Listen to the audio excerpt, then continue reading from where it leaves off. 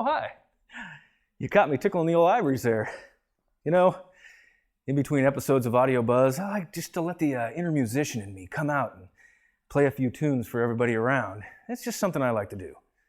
Well, not really. Actually, what I'm here to do today is, well, tear down the old AudioBuzz set. See, we're done with season 1, and unfortunately, we got to get onto a new set for something else. So why don't we get to this and tear this baby apart?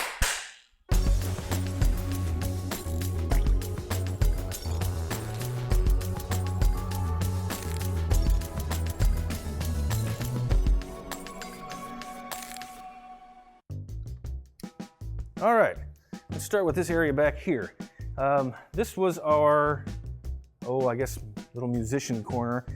We felt it appropriate to have a little musical instrument in the shot, so this is the keyboard that Jeff uses when he's making stack tracks and things like that. So the keyboard was already here. We already own this, so it was a no-brainer, and not a cheap keyboard, that's for sure. And it's not light. We had all these cabinets already. I believe Billy made these for us for an old set years ago. So I just reused it and made it the top of the keyboard stand. I thought it had some cool frosted writing in that thing, so that's what we're using this for. Right, Chuck? What are you using that for, Jenkins? Well, it was for our keyboard in the AudioBuzz set, and off it goes. A cool keyboard tray I might add. We did that custom made just for this. And if you'll direct your attention to this thing over here, this was our little rice paper fold them up doohickey thing. I don't know what they call these bad boys, but I got it pretty cheap at a local craft store, I think it was. I think it was only about half off, so it ended up costing me $35, I think. So, but it worked good to kind of break up this little area back here. Thank you, sir. And of course, lighting that whole thing up. Hey! Of course, lighting this whole thing up was a little 250 watt Lowell Pro with a blue gel. And that was pretty much it for the musician's corner over here. We used these little acoustic panels throughout that Billy made, and they worked great to kind of give you the atmosphere of a recording studio. You can see them over the corner over here, and they just kind of became an element for the set. We also used these as backgrounds for all the B-roll that we would shoot. Here we got a couple little lights. We were looking for something kind of funky and groovy, and these were kind of the rice paper thing that kind of matched the fold 'em up doohickey. And got these at a local store. You might recognize, let's see, where did I put that box? See, just simple floor lamps that anybody can buy. These were 20 bucks a piece, I think, so not bad. Okay, let's get this out of the way. All right, let's talk about these crushed velvet, ready looking panel-y things.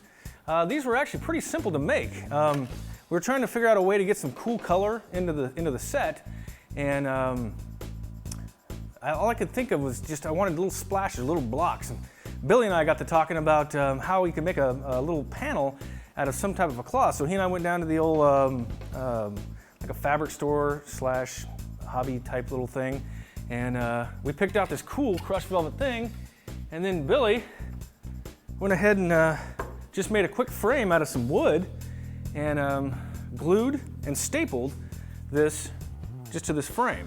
So they turned out really cool, and they were actually pretty cheap to make. I don't remember the total cost for the fabric, but I think it was easily less than 100 bucks. But it gave us just the right cool splash of color that we needed for this set. So I'm gonna go ahead and get these out of here. All right, this is what I call the BO section of the AudioBuzz set. This is where we had so cleverly had a really cool expensive mic sitting there, which is not there right now because it's too expensive and they don't let me have it. But anyway, that's another story. This was really cool because I liked the way I used this little 250 watt Lowell to hit our flagon baffle, our little audio cushion here, and it just made a really cool pool of light behind the microphone and kind of made it stand off like a little silhouette, which I really thought was cool. And also, we had another light up here with a little blue gel on it that was just backlighting the big monitor there that Jeff used at the desk. So anyways, a couple little lights and a couple little flagon baffles. That's pretty much it. Here's a miniature version of the flagon baffle, and these are all pretty light. So so I can pick these up and put them pretty much anywhere we want to use them. I think they'd be better with wheels though. Okay, now it's time to talk about the big black wall that was back here. Basically, we did this because we had some of this draping left over from a trade show. So I had Billy hang this up to try to cover up what's behind here. And it's just basically our big garage door to get, I don't know, large automobiles and things like that with inside this warehouse. But I had to cover that up, and black works really well for things like that. So we hung this drape, and then also from a couple of our trade shows that we've done, we have these walls that we build our booth out of. They're just styrofoam covered with just a little black fabric. So I used these because my curtain wasn't long enough to cover the whole door, and just use these panels to kind of finish it off. So let's go ahead and get these out of the way. All right, we'll just get this out of the way a little bit here. There we go, tie that back a bit. Good. There's not a whole lot to this set. It's coming apart fairly quickly, and it'll go back together just as fast. Well, okay. This brings us to our last little element in the AudioBuzz set, and that's the workstation area, where Jeff does, well, pretty much all his work, for the show anyways. We had the cool, I guess this is it's a cinema display. I don't remember how large it is, but it's pretty dang big. That worked out really well. I don't know where that came from, to be honest with you. But I saw it over there in our creative side. I said, hey, this would be a perfect monitor for Jeff's set. It would go great with the desk that I'm about ready to get for this thing. So somebody said, yeah, go ahead, grab it, it's yours. So maybe I'll take it home, who knows. Anyways, the desk is just a simple glass desk that I got from like an office mega store type thing that was $119. Took me about an hour to put it together, and it made a great addition to the set. Kind of cool and funky, but not big, and didn't take up a lot of space. So that's what I liked about it. Here for the monitors on his desk are my speakers from home. My little studio file from M Audio. Really good monitors. So I'll be taking these home along with that cinema display. No, just kidding. And well, that pretty much does it, other than the cool RLX foam monitor thingies.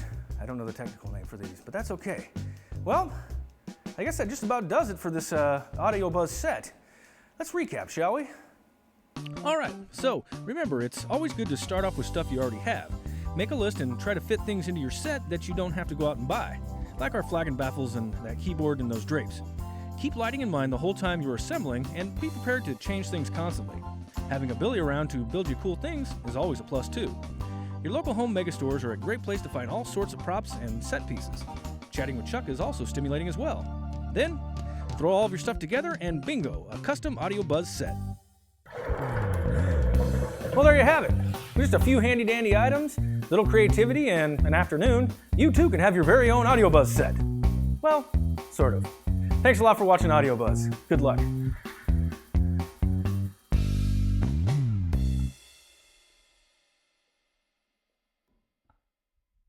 So is it true that on every set that I work on, I keep a little spider around in the background? Ooh, spooky.